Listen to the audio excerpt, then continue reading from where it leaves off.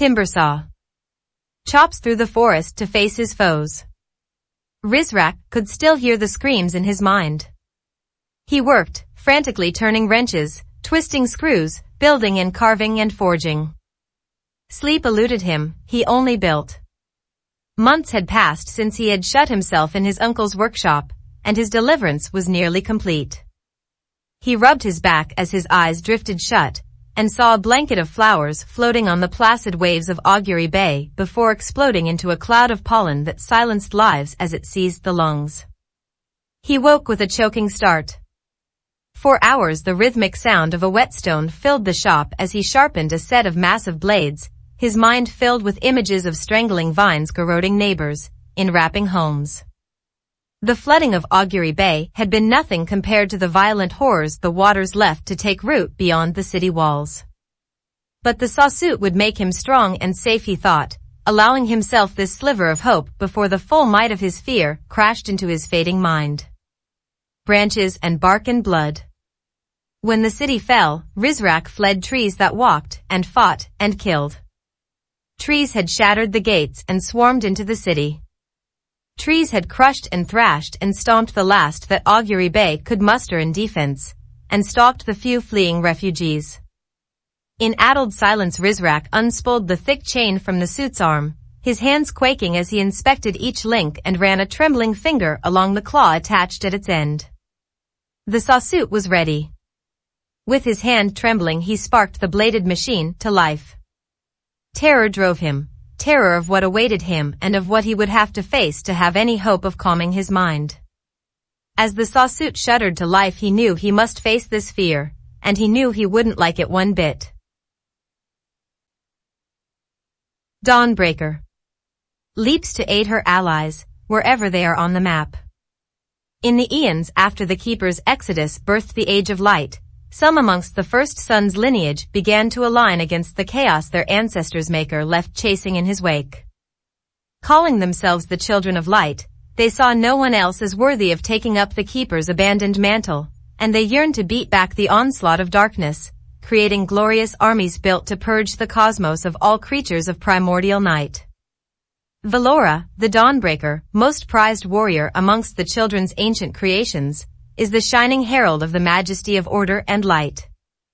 Molded from the heart of a young metallic star, and charged by golden breath with new life, Valora was called to spread the glow of the children's wisdom to the darkest reaches of the universe, setting fire to the heavens with each swing of her celestial hammer amidst an endless battle to keep chaos at bay. In time, the children also revealed another purpose for the Dawnbreaker. They had discovered a means of permeating the entirety of the cosmos with their inner light, to obliterate all aspects of darkness forever, and they sent Valora to seize a source of great power, the final piece of their ultimate plan. But for the first time, Valora and her hammer met with failure, and the price she and her masters paid was vast. The Children of Light's spark was utterly extinguished, and the Dawnbreaker was left adrift in a black expanse, lost for untold millennia before crashing on an unfamiliar world. There she rested, dormant, until the presence of a wandering young star gave fuel to an ancient energy forge, a relic of the children's that, like her, lay buried for countless ages beneath a blowing red waste. Now, with a small measure of her former powers restored by the forge, Valora wakes to a land beset by war and the unrelenting forces of chaos. She knows her gods may be gone, but the heft of the Dawnbreaker's hammer. Dark Seer. Pulls and manipulates his enemies' positions. Fast when he needs to be, and a cunning strategist, Ishkafel the Dark Seer requires no edged weapons to vanquish his enemies, relying instead on the strength of his powerful mind. His talent lies in his ability to maneuver the fight to his advantage. Hailing from a place he calls the land behind the wall, Dark Seer remains an outsider here, a warrior from a realm beyond the veil of this reality. Once a great general among his people, and a valiant defender of the god king Damithrix, Dark Seer's army was wiped out by a much larger force in the final days of the Great Boundaries War. Facing certain defeat, he made one last desperate act. He led the enemy forces into the maze between the walls. At the last moment, just before capture, he crossed over, then sealed the walls forever in an explosive release of dark energy. When the dust settled, he saw that he had saved his people but found himself blinking at the sun of a different world, with no way to return. Now he is committed to proving his worth as a military strategist, and vows to show that he's the greatest tactician this strange new world has ever seen. Earth Spirit disables and repositions his enemies. Deep amid the upland crags and cliffs there runs a seam of sacred jade long forsworn by highland miners. From this rare material, the likeness of the great General Kaelin was carved and buried at the head of a stone funerary army 10,000 strong, a force of soldiers and holy men, jesters and acrobats, carved by craftsmen and entombed for millennia in the dark embrace of the earth. What the craftsman had not known was that within the strange seam of jade flowed the spirit of the earth itself, an elemental force at one with the planet. When the force within the carved jade found itself cut off from the life's blood of the world, it gathered its strength over the course of 1,000 years and dug itself free and into the light. Now the great Kaelin Earth Spirit strides the upland roads, fighting for the spirit of the earth, and in times of need calls forth remnants of his buried army still locked in the loving embrace of the soil. Clockwork launches himself into enemies with his hookshot. Rattletrap descends from the same far-flung kindred as Sniper and Tinker, and like many of the keen folk, has offset his diminutive stature through the application of gadgetry and wit. The son of a clockmaker, Rattletrap was many years apprenticed to that trade before war rode down from the mountains and swept the plains villages free of such innocent vocations. Your new trade is battle, his dying father told him as the village of their ancestors lay in charred and smoking ruins. It is a poor tradesman who blames his tools, and Rattletrap was never one to make excuses. After burying his father among the ruins of their village, he set about to transform himself into the greatest tool of warfare that any world had ever seen. He vowed to never again be caught unprepared, instead using his talents to assemble a suit of powered clockwork armor to make the knights of other lands look like tin cans by comparison. Now Rattletrap is alive with devices, a small but deadly warrior whose skills at ambush and destruction have risen to near automated levels of efficiency. An artisan of death, his mechanizations make short work of the unwary, heralding a new dawn in this age of warfare. What time is it? It's clockwork time. Clinks stalks invisibly to ambush lone enemies. At the base of the bleeding hills stretches 1,000-league wood, a place called the Hoven, where black pools gather the tarry blood of the uplands, and the King Mage Sutherek sits in benevolent rule. Once a sworn protector of the Hoven lands, Clinks earned a reputation for his skill with a bow. In the 300th year of the King Mage, the demon Meraxiform rose from 6th Hell to lay claim to the forest. In response, the King Mage decreed an unbreakable spell. To any who slew the demon would be granted life without end. Unaware of the spell, Clinks waded into battle, defending his lands against the demon's fiery onslaught. Clinks drove Meraxiform back to the gates of 6th Hell itself, where on that fiery threshold the two locked in a mortal conflict. Grievously wounded, the demon let out a blast of hellfire as Clinks loosed his final arrow. The arrow struck the demon true as hellfire poured out across the land, lighting the black pools and burning Clinks alive at the instant of the demon's death. Thus, the mage's spell took effect at the very moment of the archer's conflagration, preserving him in this unholy state, leaving him a being of bones and rage, caught in the very act of dying, carrying hell's breath with him on his journey into eternity. Chen converts creeps to his cause, building an army. Born in the godless Hazhodl Barrens, Chen came of age among the outlaw tribes who eked out an existence in the shimmering heat of the desert. Using an ancient form of animal enthrallment, Chen's people husbanded the hardy desert lokothi, a stunted species of burrowing dragon that melted desert sands into tubes of glass where twice-a-year rains collected. Always on the edge of starvation and thirst, fighting amongst their neighbors and each other, Chen's clan made the mistake, one fateful day, of ambushing the wrong caravan. In the vicious battle that followed, Chen's clan was outmatched. The armored knights of the fold made short work of the enthralled Lokuthi, who attacked and died in waves. With their dragons dead, the tribesmen followed. Chen struggled, and slashed, and clawed, and perished or would have. Defeated, on his knees, he faced his execution with humility, offering his neck to the blade. Moved by Chen's obvious courage, the executioner halted his sword. Instead of the blade, Chen was given a choice, death or conversion. Chen took to the faith with a ferocity. He joined the fold and earned his armor one bloody conversion at a time. Now, with the fanaticism of a convert, and with his powers of animal enthrallment at their peak, he seeks out unbelievers and introduces them to their final reward. Lifestealer. Infests other units for mobility and strength. In the dungeons of Devark, a vengeful wizard lay in shackles, plotting his escape.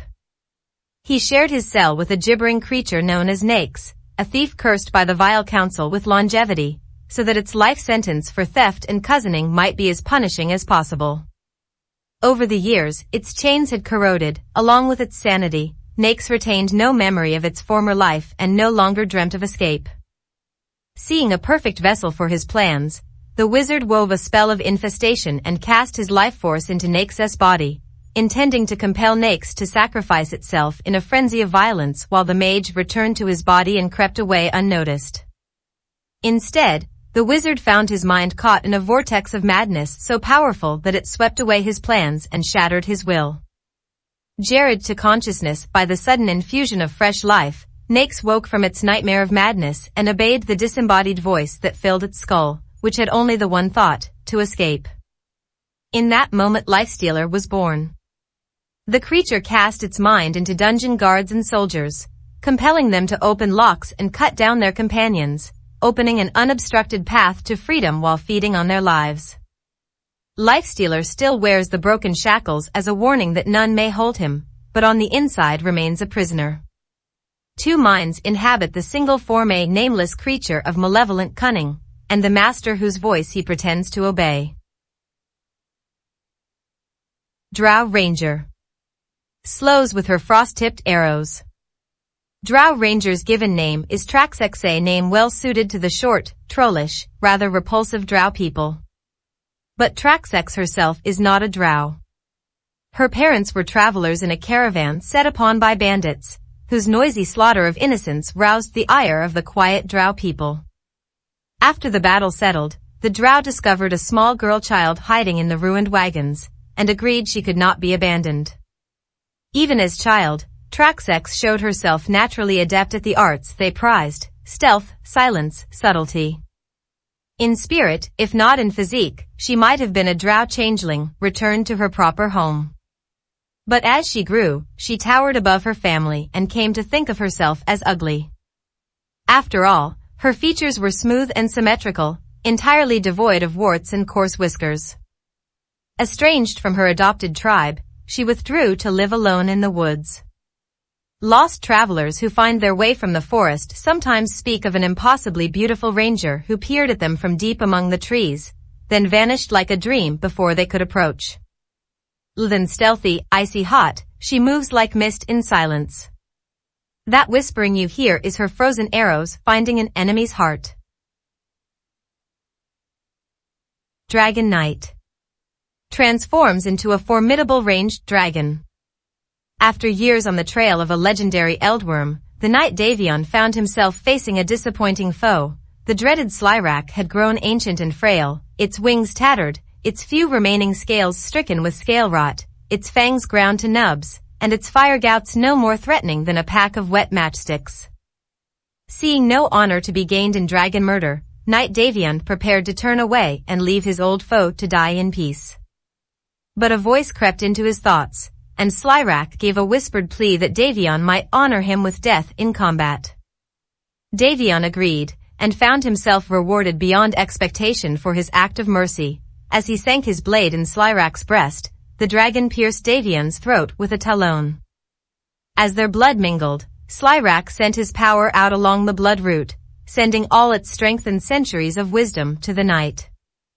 The dragon's death sealed their bond and Dragon Knight was born. The ancient power slumbers in the Dragon Knight Davion, waking when he calls it. Or perhaps it is the dragon that calls the knight. Doom can prevent a single enemy from using abilities and items. He that burns and is not consumed, devours and is never sated, kills and is beyond all judgment. Lucifer brings doom to all who would stand against him. Bearing away souls on the tip of a fiery sword, he is the fallen one, a once favored general from the realm behind the light, cast out for the sin of defiance, he would not kneel. 6 times his name was told from the great bell of Vashendole. 66 times his wings were branded, until only smoking stumps remained. Without wings, he slipped loose from the tethers that bound him within the light and he fell screaming to earth. A crater in the desert, paradise lost. Now he attacks without mercy, without motive, the only living being able to move freely between the 7 dark dominions. Lashed by inescapable needs, twisted by unimaginable talents, Doom carries his own hell with him wherever he goes. Defiant to the last. Eventually, the world will belong to Doom. Death Prophet summons an army of ghosts to attack. Crobolus was a death prophet, which is one way of saying she told fortunes for the wealthiest of those who wished to look beyond the veil. But after years of inquiring on behalf of others, she began to seek clues on her own fate. When death refused to yield its secrets, she tried to buy them with her life. But the ultimate price proved insufficient. Death disgorged her again and again, always holding back its deepest mysteries. Her jealousy grew. Others could die for eternity, why not she? Why must she alone be cast back on the shores of life with such tiresome regularity? Why was she not worthy of the one thing all other living creatures took for granted? Still, she would not be discouraged. Each time she returned from the grave, she brought a bit of death back with her. Wraiths followed her like fragments of her shattered soul, her blood grew thin and ectoplasmic, the feasting creatures of twilight took her for their kin. She gave a little of her life with every demise, and it began to seem as if her end was in sight. With her dedication to death redoubled, and no client other than herself, Crobolus threw herself ever more fervently into death's abyss, intent on fulfilling the one prophecy that eluded her, that someday the death prophet would return from death no more. Ember Spirit rapidly strikes and chains his foes. Lost within the Wailing Mountains, the fortress of flares lay abandoned, its training halls empty, its courtyard covered in leaves and dust. Upon a dais in its sealed temple rests a topaz cauldron filled with ancient ash, remnants of a pyre for the warrior poet Exaen. For 3 generations, Exaen taught his acolytes the bonds of the guardian flame, a series of mantras to train the mind and body for the harsh realities beyond the fortress walls. However, in teaching a warrior's way he earned a warrior's rivals, and in his autumn Exaen was bested and slain. His followers spread to the wind. Yet as years turned to centuries and followers to descendants, his teachings endured by subtle whisper and deed. Touched by the teacher's lasting legacy, the burning celestial, inquisitive aspect of fire, cast himself to the fortress of flares and reignited the pyre ash. From these glowing embers emerged an image of Exaen, wreathed in flame, his thoughtful countenance prepared to train and to teach, and to spread the fires of knowledge to all who seek guidance. Tinker demolishes his enemies with swarms of machines. Bausch the Tinker's diminutive race is known for its intelligence, its cunning, and its prickly relationship with magic. As a matter of pride, they survive by their wits, and use only those powers of nature that may be unlocked through rational methodologies. Even this forbearance has led to a great deal of trouble, as Bausch can attest.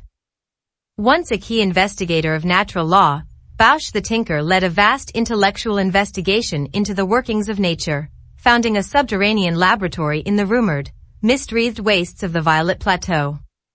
While scorning mages for the dangers they visit upon the world, Bausch and his Tinker associates haughtily wrenched open a portal to some realm beyond comprehension and ushered in some nightmares of their own. A black mist rose from the cavernous interior of the Violet Plateau, shrouding it in permanent darkness from which sounds of horror perpetually emanate. Bausch escaped with only his wits and the contraptions he carried, the sole tinker to survive the Violet Plateau incident. Storm Spirit zips across the map to engage in fights. Storm Spirit is literally a force of nature, the wild power of wind and weather, bottled in human form. And a boisterous, jovial, irrepressible form it is.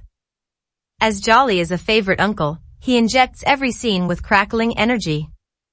But it was not always thus, and there was tragedy in his creation. Generations ago, in the plains beyond the Wailing Mountains, a good people lay starving in drought and famine. A simple elementalist, Thunderkeg by name, used a forbidden spell to summon the spirit of the storm, asking for rain. Enraged at this mortal's presumption, the storm celestial known as Raijin lay waste to the land, scouring it bare with winds and flood. Thunderkeg was no match for the celestial, at least until he cast a suicidal spell that forged their fates into one. He captured the celestial in the cage of his own body.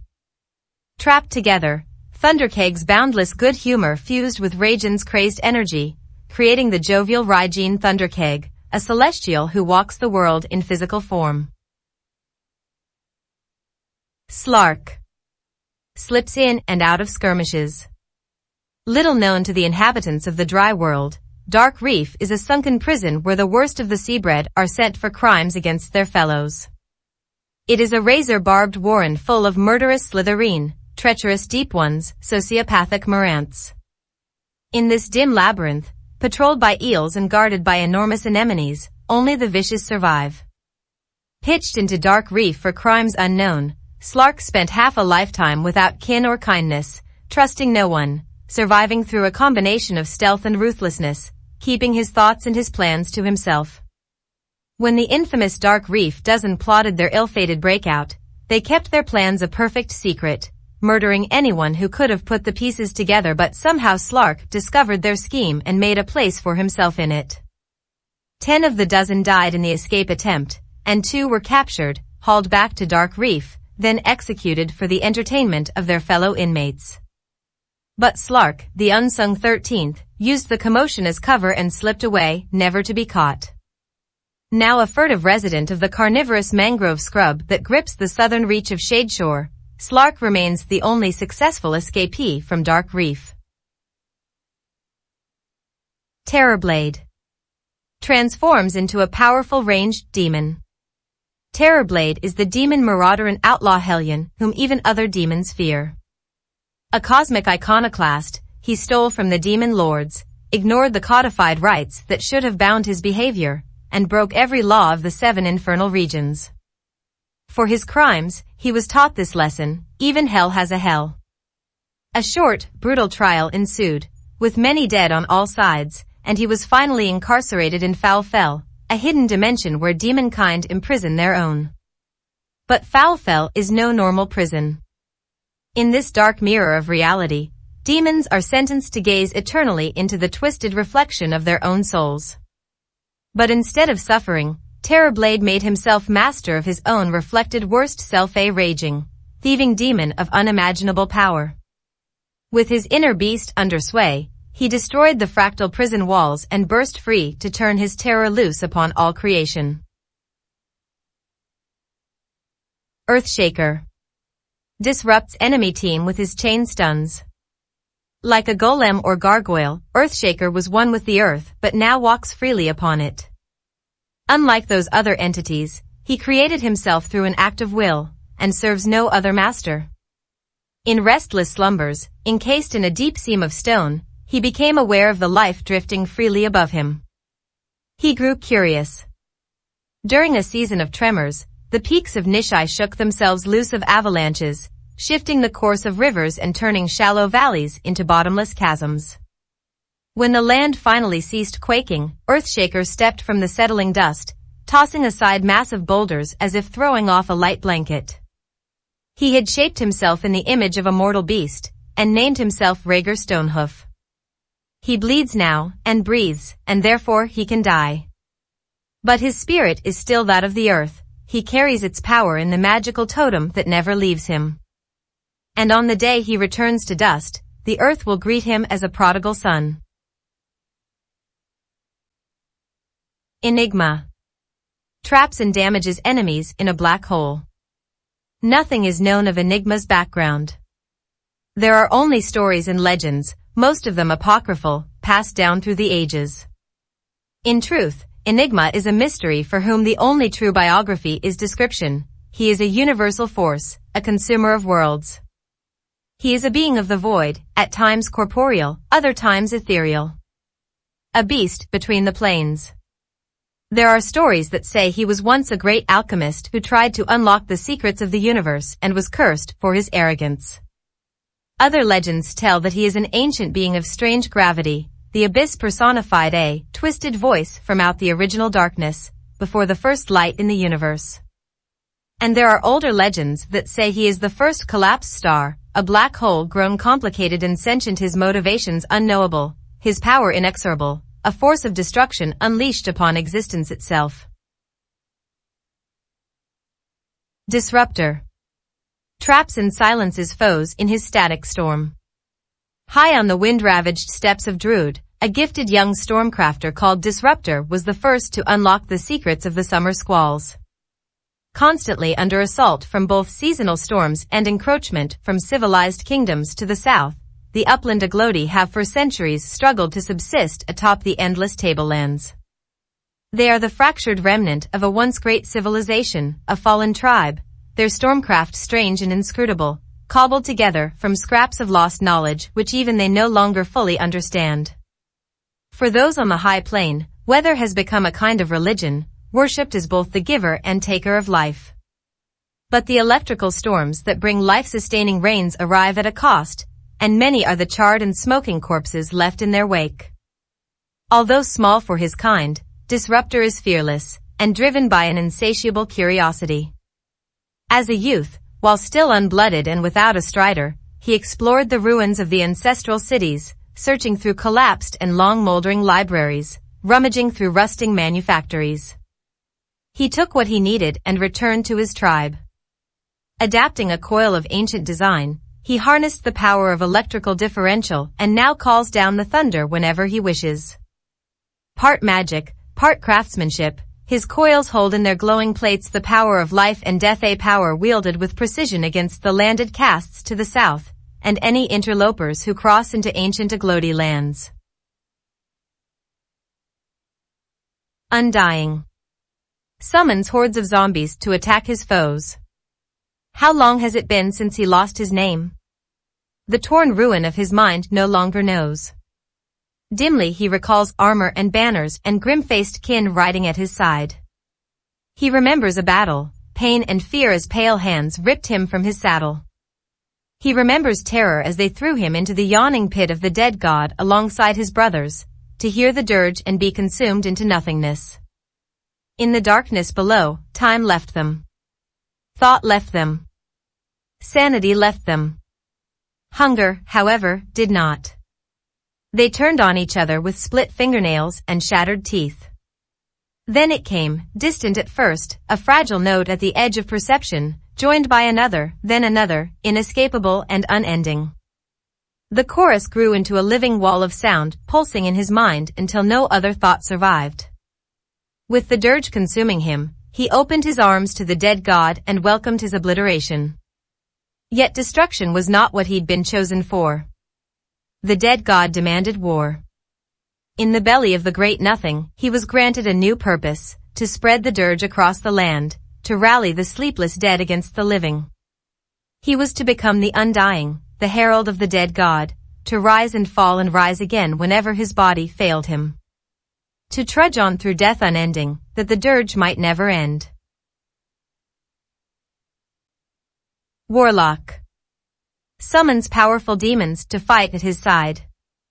As chief curator and head of acquisitions for the arcane archives of the Ultimar Academy, Demnoch Lonnik was tireless in his pursuit of lost, rare and forbidden tomes.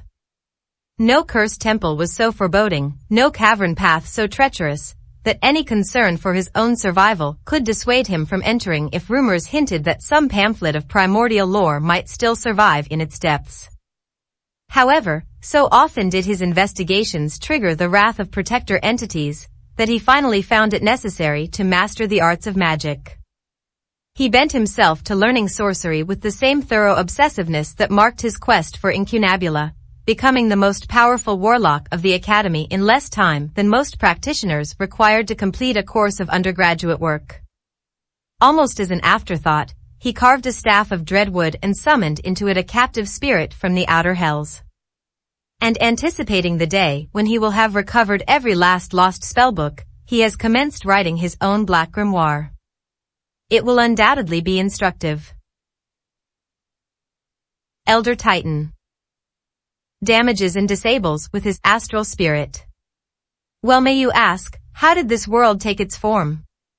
Why of all the worlds in creation, has this one its strange properties, its diverse and motley collection of creatures, cultures, and lore?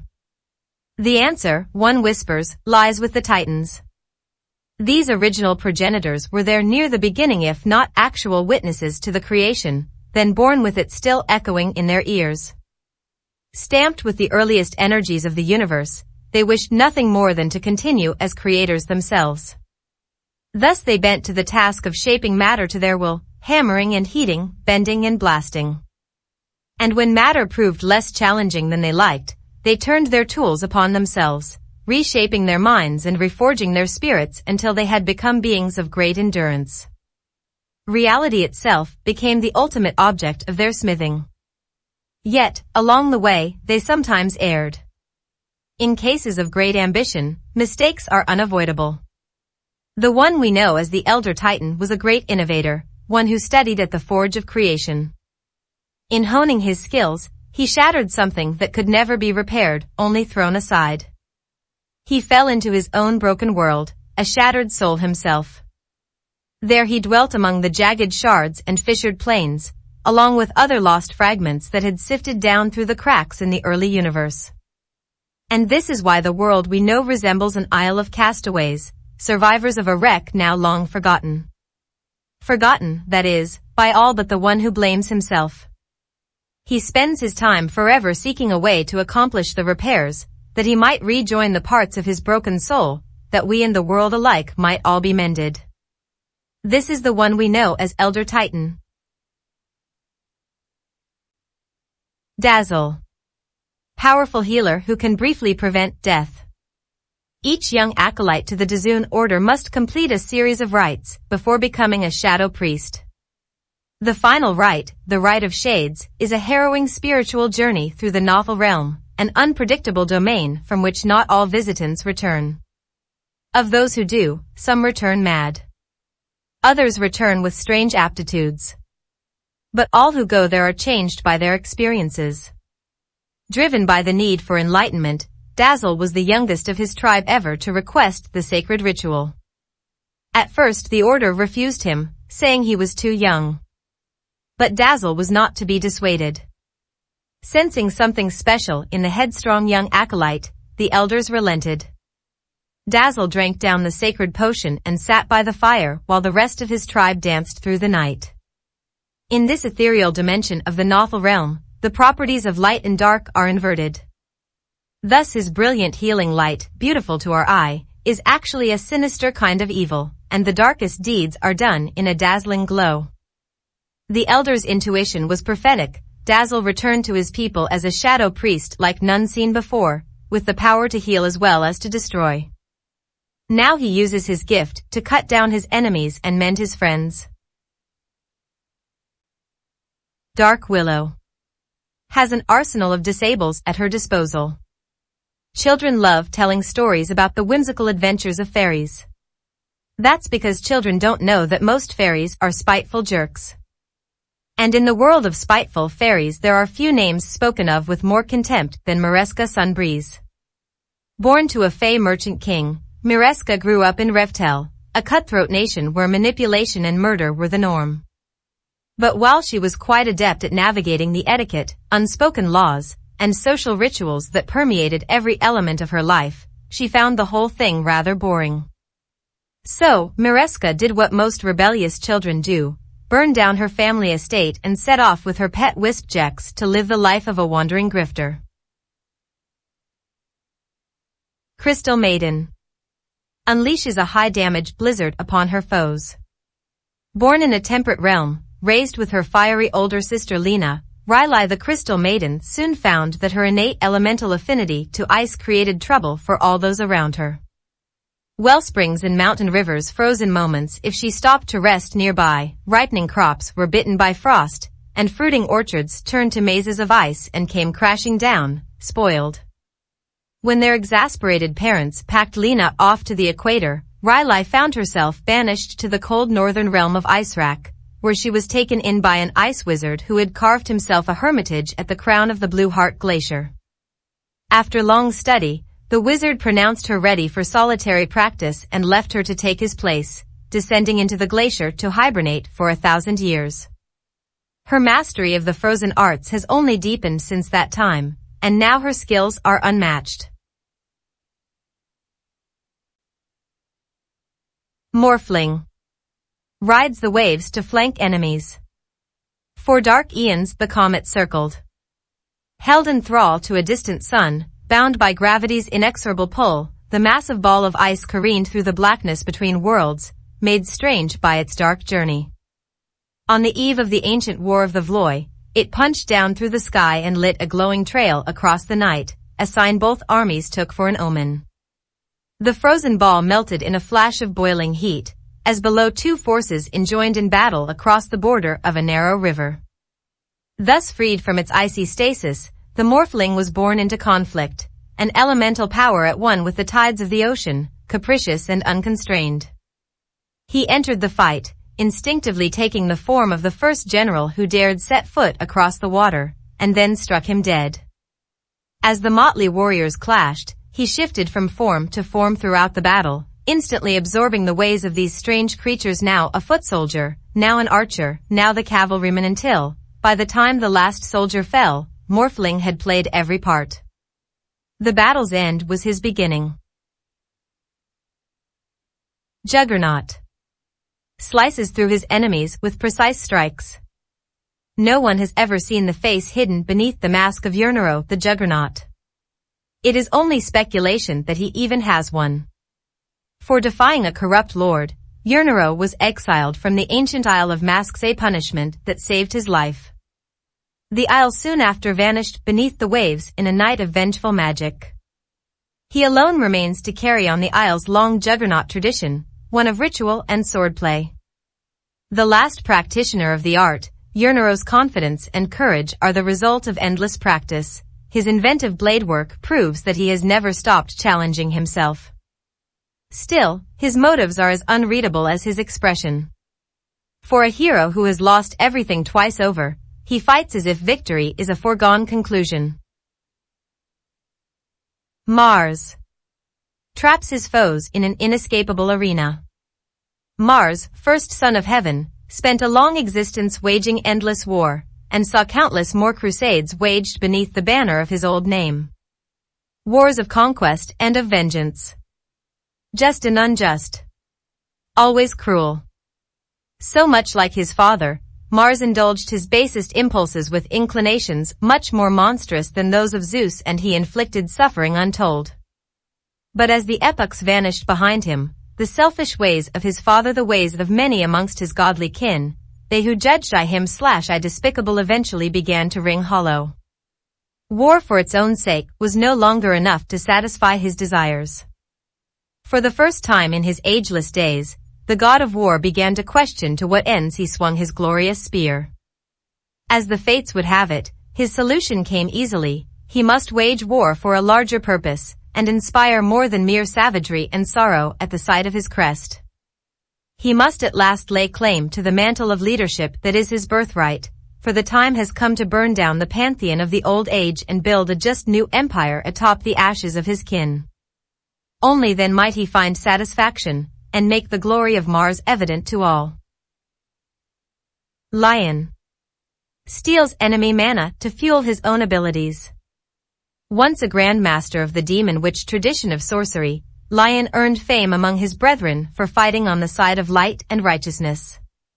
But adulation corrupts. With powers surpassed only by his ambition, the mage was seduced by a demon and turned to evil, trading his soul for prestige. After committing horrible crimes that marred his soul, he was abandoned. The demon betrayed him, striking better deals with his enemies. Such was Lion's rage that he followed the demon back to hell and slew it, ripping it limb from limb, taking its demonic hand for his own. However, such demonoplasty comes at a cost. Lion was transfigured by the process, his body transformed into something unrecognizable. He rose from hell, rage incarnate, slaying even those who had once called him master, and laying waste to the lands where he had once been so adored. He survives now as the sole practitioner of the demon witch tradition, and those who present themselves as acolytes or students are soon relieved of their mana and carried off by the faintest gust of wind. Skywrath Mage casts high-damage magical spells on a single target. A highly placed mage in the court of the ghastly Aerie, Dragonus lives a troubled existence. Sworn by birth to protect whoever sits within the nest of thorns, he hates the current Skywrath Queen with all his soul. As a youth, highborn, he was a friend and companion to the eldest Skywrath princess, Shendelzair, first in line for the nest. He had loved her warmly and unshakably, but as his studies took hold, his mind turned to arcane learning and the mastery of Skywrath sorcery. Obsessed with matters ethereal, he missed the mundane signs of courtly treachery that hinted at a plot against Shendelzair, and lost his chance to foil it. When the court was shaken by a swift and violent coup, he emerged from his studies to discover his oldest and dearest friend had been lost to him. The nest of thorns now belonged to Shendelzair's ruthless younger sister, and Dragonus could do nothing. The magic of the Skywrath Mage serves only the sworn protector of the Skywrath Scion, so to act against the nest would render him helpless. He clings to his post, believing it to be the best hope of one day restoring his true love to her rightful place. Meanwhile, his secret is known only to the goddess Skriok, whose magic it was transformed Shendelzair from a crippled physical creature into an embodiment of pure vengeful energy. While he dreams of restoring his beloved queen to the ghastly Aerie, he dreams even more desperately of restoring Shendelzair herself to a fully healed physical form. The duplicity of his role at court tortures him, for he is a noble and good-hearted creature, but the worst torture of all is imagining the hatred that vengeful spirit must hold in her heart for him. Slardar chases down his enemies to weaken and bash them. Slardar is a Slytherin, one of the Deep Ones, guardian of a vast network of sunken cities and the ancient riches buried within them. In the lightless gulf of the deepest ocean abysses, the Slytherin Guard patrols secret treasure rooms, ever vigilant against the subaqueous thieves sent into the deeps by covetous dryland sorcerers. He is utterly loyal, and his taciturn nature hides deep knowledge of the most secret places of the sea. He rises to the shallows in spite of the pain caused him by brightness, to commit reconnaissance, to make sure no one is conspiring against the depths, and sometimes in relentless pursuit of the rare few who manage to steal off with an item from the sunken treasury. Because he has spent his whole life at great pressure, under tremendous weight of the sea, Slardar the Slytherin Guard is a creature of immense power. Shadow Fiend unleashes the souls of fallen enemies for damage.